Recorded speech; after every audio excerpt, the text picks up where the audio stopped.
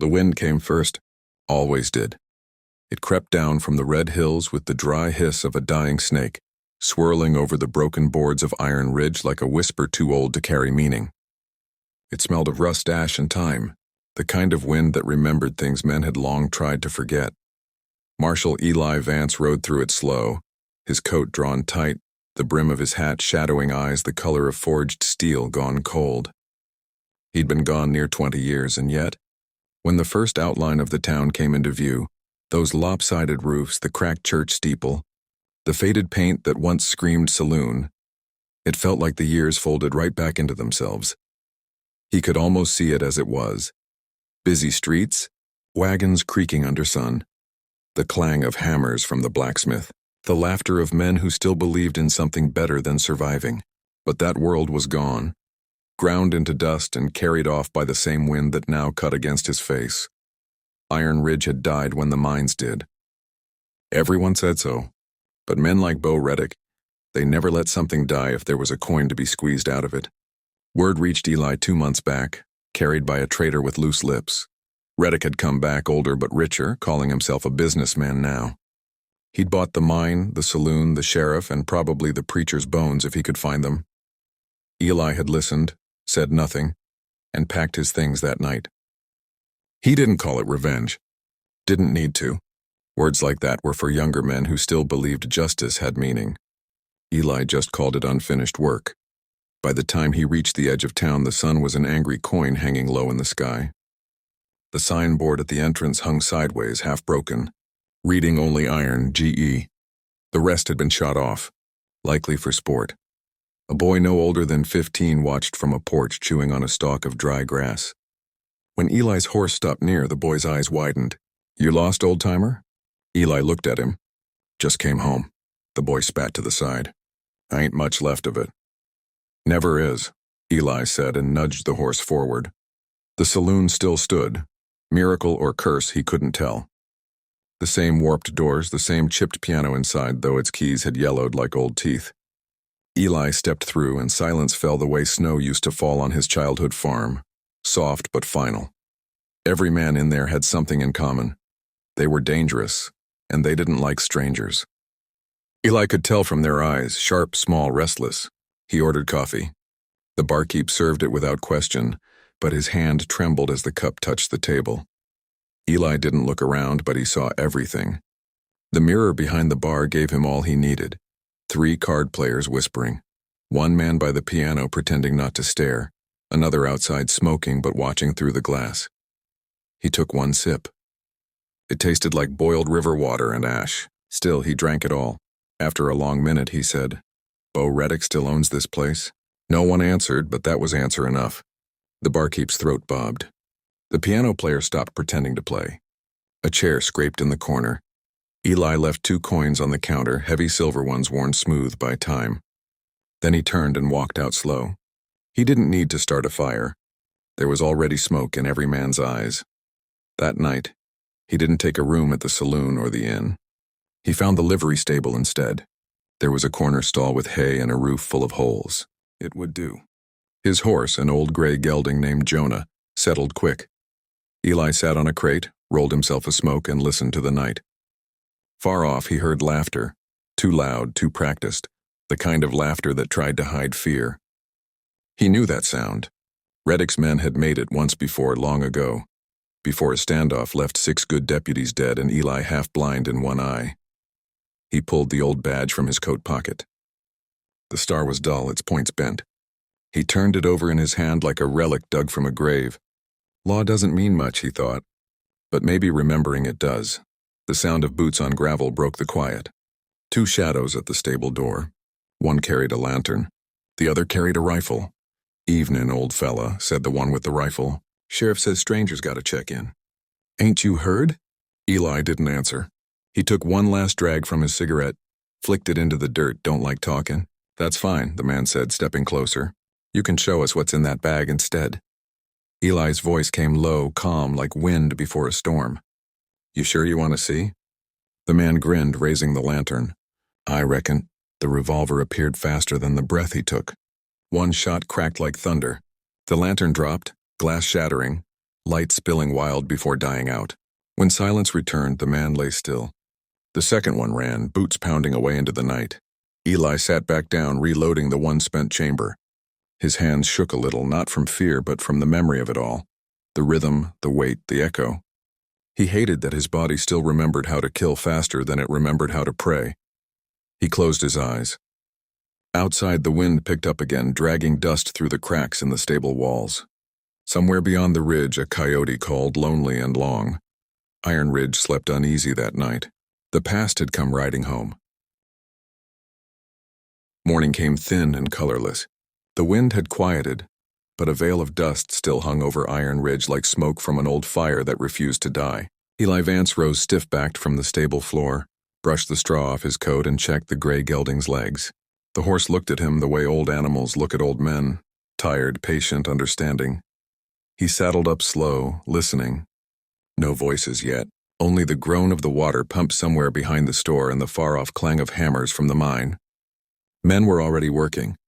Reddick's men never stopped. Greed didn't sleep. At the trough, he met the sheriff.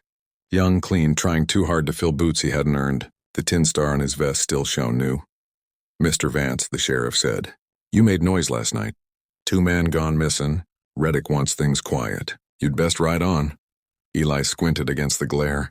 "Quiet's all I ever wanted. But Reddick's name keeps making noise." The sheriff shifted his weight, resting his hand near the butt of his revolver. "Don't test me, old man. I got orders." Eli smiled, the kind that didn't reach his eyes. "Then you best learn what happens when orders meet history."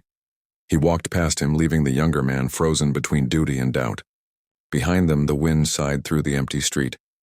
By noon, Eli was at the edge of the mine. Once it had been the town's heartbeat. Now it pulsed with something meaner. Timber scaffolds leaned like broken bones over black pits, and wagons creaked under sacks that didn't sound like ore. The air was wrong, too heavy, metallic. He recognized the stink of gun oil. 3 guards watched from the ridge. One spat, one laughed, one didn't move at all. Eli studied the patterns. Who talked, who looked away, who carried weight on which leg. Old habits. He wasn't here to fight. He was here to remember what he'd need later. Down in the shaft entrance, a foreman shouted orders. Eli caught the name Reddick & Co. and stenciled across every crate. Same mark he'd seen burned into the saloon wall the night before. Iron Ridge wasn't a town anymore. It was a company. He rode closer. The guard straightened. "Need something, Grandpa?" one called. "Just looking for ghosts," Eli said. They laughed, but the laughter died quick when they saw the way he looked at the mine mouth, like a man measuring a grave. He turned his horse and left without another word. Back in town, the day sagged under heat. The saloon's porch was crowded with loafers nursing cheap beer. Eli tied Jonah to the post and stepped inside again. This time the piano player didn't stop. He just changed the tune, something slow, uncertain. Bo Reddick sat in the far corner now, behind a desk that had no business being in a saloon. He'd gone gray, but not soft. The years had carved new lines but left the old cruelty untouched. Rings flashed on his fingers. A gold chain glinted across his vest. When he spoke, his voice still carried that same oily calm that once convinced boys to pick up guns for him. "Well, I'll be," Reddick said, the law himself still breathing. "Thought you'd turn to dust, Eli." "Dust keeps better than rot," Eli said. Reddick laughed, motioned for him to sit. "You want whiskey, coffee?" "Hell, I'll buy you the whole bottle. You earned it after what you did out there yesterday." "Didn't come to drink." "Then what did you come for?" Eli rested his hands on his knees. "To see what 20 years of sin looks like when it thinks it's success." That wiped the smile off Reddick's face. The room went still except for the piano, one lonely key echoing. "You think this town wants the law again?" Reddick asked. "They want work. They want bread. I give 'em both." "You gave 'em graves." Eli's voice stayed quiet. 6 graves. "You filled 'em. I just marked where the earth split." Reddick leaned forward, eyes narrowing. "Careful, Marshal. The badge don't mean much here." Eli pulled the bent star from his pocket and set it on the desk between them. Never said it did. They stared at each other a long time. Then Eli stood. "You still got that mine wired for blasting?"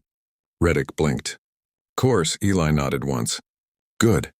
Means you still remember how quick things fall apart." He left before the silence could turn to gunfire.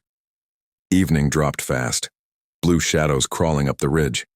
Eli moved through back alleys, memorizing guard routes, counting rifles, mapping the mine road. He wasn't sure what his plan was, just that it was growing in him like stormlight in the distance. At the old church, he stopped.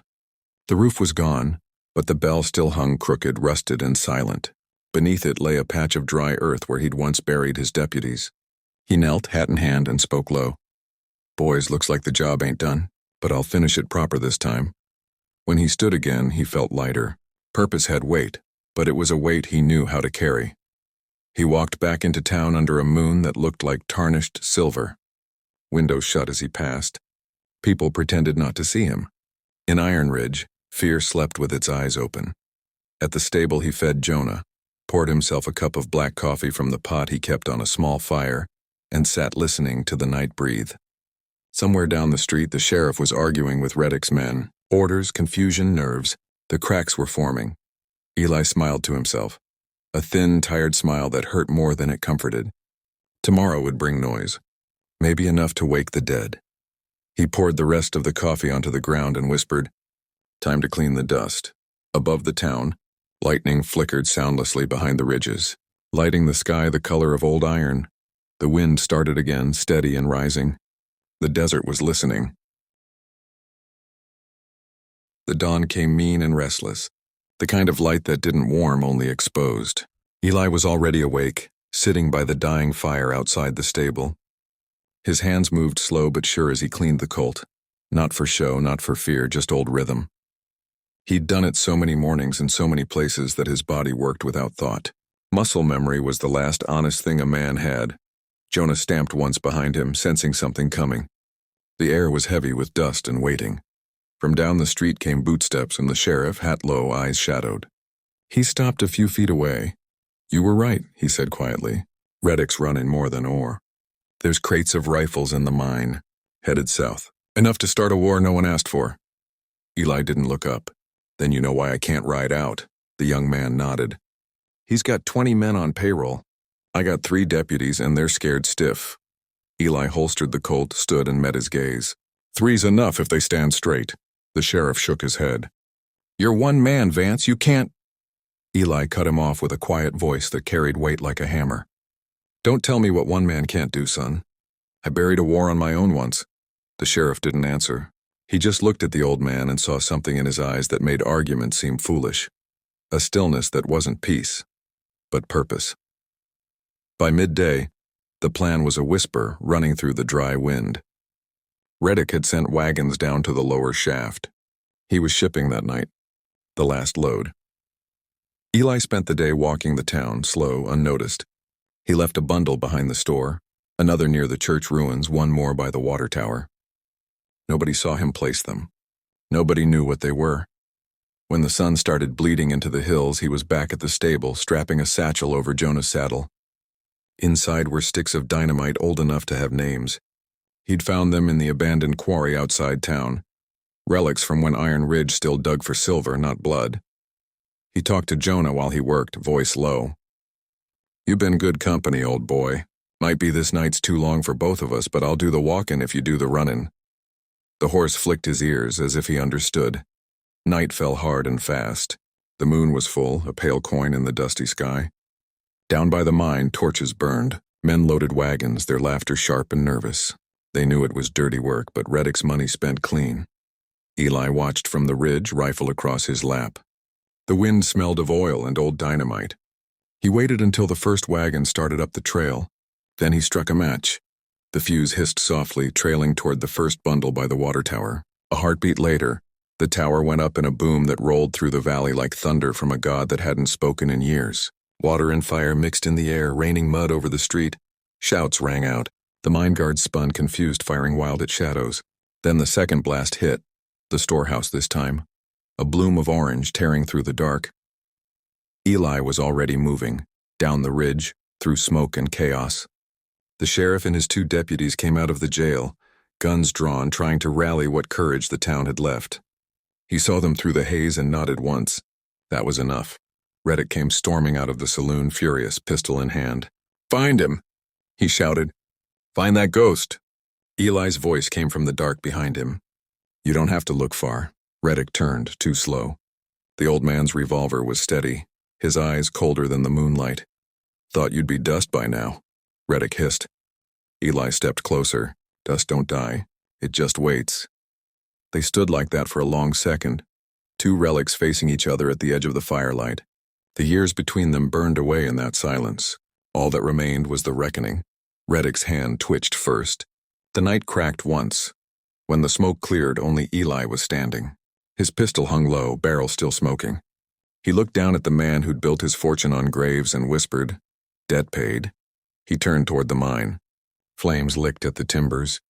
The wagons burned, the rifles inside popping like fireworks. The fire spread fast, faster than he'd planned. The sheriff ran up, coughing through the smoke. "You gotta get out of here."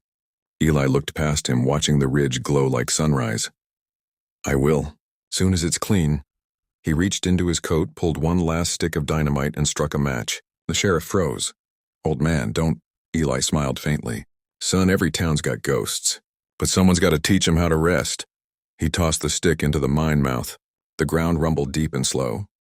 The mountain itself seemed to sigh, a long, tired breath. The blast tore the night apart. Fire rolled skyward, carrying 20 years of sin into the stars. When morning came, Iron Ridge was quiet. Smoke curled over blackened earth. The mine was gone. So was Eli Vance. The sheriff stood at the ridge, hat in hand, watching the sun rise through the ash. Jonah grazed nearby, saddle empty, reins dragging. He picked up something half buried in dust. A bent, tarnished badge. He brushed it clean, looked at it for a long time, then pinned it to his chest. Below, the town began to stir. Cautious, broken, but breathing. And in the wind that swept through the ruins, carrying the smell of gunpowder and sage, there was a whisper, the kind of sound a man only hears once he's earned his peace. A week after the blast, Iron Ridge still smelled of smoke and rain that never came. The mine had collapsed into itself, a wound turned to scar. Blackened timbers jutted from the earth like ribs of a dead beast. Nothing moved there now except wind and the occasional crow picking through the ruin. The townsfolk had returned in cautious steps. They spoke softly, as if afraid to wake what the fire had buried. The air no longer carried Reddick's orders or the ring of chains. It carried only the sounds of rebuilding, hammers, shovels, men talking about tomorrow instead of surviving today. Sheriff Colt, that's what they called him now. Though the tin star still felt too heavy for his chest, walked the length of Main Street each morning. He made sure no one raised a hand in greed or anger. Most days he didn't have to. Fear had left with Reddick's ghost. When folks asked about Eli Vance, he didn't answer much. Just said, he rode out when the dust cleared. It wasn't true, not exactly, but truth had more than one shape out here. In the evenings, Colt would sit by the ridge where the mine once breathed. He'd light a small fire, pour black coffee into 2 tin cups, and set one beside him, untouched. The stars came early those nights, crowding the sky like silent witnesses. Sometimes, when the wind shifted just right, it carried a sound, faint, like a horse's hoofbeats far off in the desert. Colt would look up, smile a little, and whisper, "Ride easy, old man." By late summer, Iron Ridge began to live again. The saloon reopened, but without Reddick's ledger or the smell of blood money. The piano played clean, honest tunes. Men spoke of farming, trading, even schooling, words that had been foreign in that valley for too long. They built a new church where the old one had crumbled, using stone from the mine's edge. In its shadow, a small wooden marker stood. No name carved, just a single line burned into the wood. He left the town as he found it, full of dust but worth saving. Nobody claimed to have written it. Nobody touched it either. They just left it there because some truths didn't need witnesses. That autumn, a traveler came through, a peddler from the north. He'd heard of a town that burned its sins clean. He asked the sheriff who did it. Colt just pointed to the ridge and said, "A man who remembered what justice felt like." The peddler nodded, looked at the blackened slope, and said, "Funny thing. Folks up the trail talk about seeing an old rider. Gray beard, long coat, horse-like smoke. Never speaks, just tips his hat and rides on." Colt smiled. Then the desert's got itself a guardian. Winter came cold and dry. Snow dusted the ridge, softening what fire had hardened. The town's lamps burned steady through the nights. Children played where men once fought. The saloon laughed again. And somewhere beyond the hills, a single set of hoofprints trailed into the horizon and vanished under wind. In Iron Ridge, they told the story every so often, mostly around fires, mostly in low voices. The tale of the marshal who came back from dust to settle a debt the law forgot. Some said he was just a ghost born from guilt. Others swore they saw his coat hanging in the church one morning, dry as bone though the night had rained. But the sheriff never argued either way. He'd just touch the bent badge on his vest and say, "Maybe he's still riding. Maybe he ain't." Either way, Iron Ridge don't forget its dead. And when the desert wind swept through the canyon at dusk, carrying the scent of sage and spent powder, it almost sounded like a man's voice saying goodbye, again and again until the night took it. Years passed. Seasons came and went across the desert like waves, hot, cold, then hot again. Iron Ridge outlasted them all. The fires faded, but the story didn't. By the time the railroad reached the valley, Iron Ridge was no longer a scar. It was a stop, small, stubborn, and proud. The sign over the depot read, "Founded twice, once in blood, once in ash."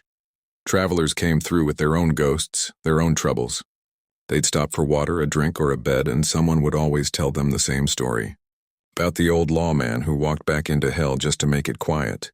About Eli Vance, the marshal who didn't wear his badge for justice, but to remember what justice cost. Nobody told it the same way twice. Some said he died in that blast, buried under the mine he destroyed. Some said he rode away that night into the desert where the stars hang low enough to touch. Others swore he never existed at all. Just a story the town made up so they'd sleep easier. But every man who ever passed through Iron Ridge and rode south swore on his life that, somewhere between the red cliffs and the dry lake bed, they saw a lone rider, gray horse, long duster, hat pulled low. Sometimes he was there only for a blink, like the desert itself was drawing his shape in sand and then erasing it before you could speak. And always, the same thing. The rider would tip his hat once, then fade into the heat haze. One summer, an old drifter came limping into Iron Ridge. He carried no gun, only a harmonica and a story. He played out front of the saloon for coins, and in the evenings he'd sit with the sheriff, Colt, older now, slower but still standing tall, and talk about the days when law meant something else. "You knew him?" the drifter asked one night. Colt nodded. "Better than most men I've trusted. Worse than most I've buried." The drifter smiled thinly. "They say he cleaned the dust. Funny thing to call justice." Colt looked out toward the ridge. "Dust's what we all turn into. He just made sure it settled where it should." They sat quiet for a while. The drifter played a slow tune, low, mournful, carried by the night wind. Somewhere in that sound, the sheriff swore he heard hoofbeats again. He didn't say anything. Some ghosts were worth keeping. By the turn of the century, Iron Ridge had a schoolhouse. The teacher was a young man who'd grown up hearing tales of Eli Vance. He made the children read books about heroes and history. But when the lessons ended, they'd always beg for the Ridge story. So he'd tell it, about an old marshal who returned when no one else would, who faced his own sins in a burning valley and gave a town back its soul. When the story was done, the kids would ask, "Was he real?" And the teacher, looking out the window at the sun dying behind the red hills, would smile a little and say, "He was real enough when Iron Ridge needed him." Decades later, the mine was nothing but a hollow scar half swallowed by sand. The desert had taken back its bones. Coyotes ran where men once bled. The wind still carried dust, still whispered through the ridges, but now it sounded like peace. If you listen close, on nights when the moon hangs thin and white, you can still hear hoofbeats, slow, steady, unhurried. Some say it's the wind, others know better. Out there, beyond the firelight, the old law still rides. Not for fame, not for mercy, just to make sure the dust stays clean.